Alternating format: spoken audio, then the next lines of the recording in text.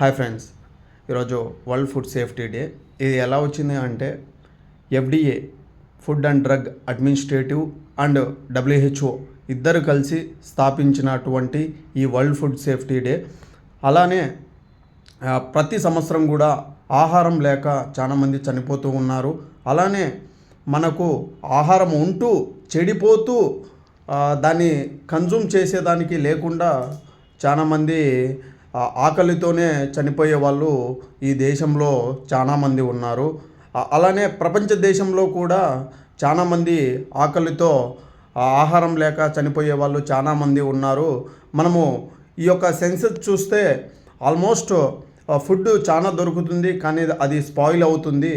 దాన్ని ఎలా రెడ్యూస్ చేయాలని చెప్పేసి మనము ప్రయత్నిస్తూ ఉన్నారు మన సైంటిస్టులు అయితే అందరూ. దీని కారణంగా మనము ఈ ఫుడ్ సేఫ్టీ బాగా ఎలా ఇంప్లిమెంట్ చేయాలి అని చెప్పేసి గ్రౌండ్ లెవెల్ నుంచి కూడా ఈ ఫ్యాక్టరీ వరకు మన ఫుడ్ ప్రిపేర్ చేసేంత వరకు ప్రతి ఫుడ్ ఇండస్ట్రీకి కూడా మనకు ఈరోజు ఈ దినమున మనము ఈ యొక్క సెలబ్రేషన్స్ అనేది చేసుకోవడం జరుగుతుంది. అలానే మన బాధ్యత ఏంది అంటే మన హౌస్లో కూడా చాలా వరకు ఫుడ్ అనేది స్పాయిల్ అవుతుంది. దీన్ని మనం కంట్రోల్ చేయాలి, ఎలా చేసుకోవాలి అనేది మనము తెలుసుకోవాలి. ఎందుకంటే అనవసరంగా 5-6 కేజీలు తెచ్చుకొని పెట్టుకునే దానికన్నా fresh foods, eat good food అనేదే మెయిన్ కాన్సెప్ట్. అలానే మనకు జిఎంపి అనేది గుడ్ మ్యానుఫ్యాక్చరింగ్ ప్రాక్టీస్ అనేది కూడా ఒకప్పుడు లేదు. 1981 ఆ టైంలో మనకు ఇది రావడం జరిగింది. ఇది రావడంతో almost pharma industry or food industry ఈ జిఎంపిని గుడ్ మ్యానుఫ్యాక్చరింగ్ ప్రాక్టీస్ ఈ యొక్క ఫాలో అవ్వడం వల్ల మనకు ఆల్మోస్ట్ రెడ్యూస్ అయింది ఈరోజు. అందుకే మనము అన్సేఫ్ ఫుడ్ను మనం ఇవ్వడం లేదు, సేఫ్ ఫుడ్ను మనం ఇవ్వడం జరుగుతుంది.